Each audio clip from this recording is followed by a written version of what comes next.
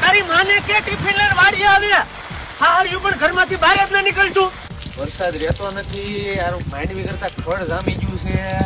અને આ પૈસા દે દાડી આવતા ને પણ આ બસારા દાડી આમાં આવીને કરી હું દે આ કોદામાં એમ ખડ જવડું થઈ ગયું છે હાવ માય યુ હાલો બધું જાવે જો ખાઈ લે હે એ અહીંયા લેતા અહીંયા લેતા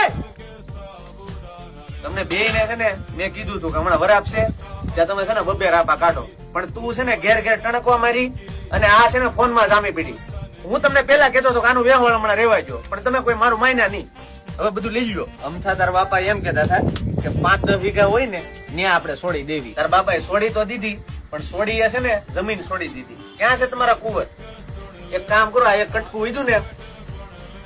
એકદમ વેસાવ નાખો એટલે આપડે છે ને નકરા થઈ જાય પછી છે ને આપડે મંજીરા વગાડશું બધા ભેગા મળે આવો કુંવર આવો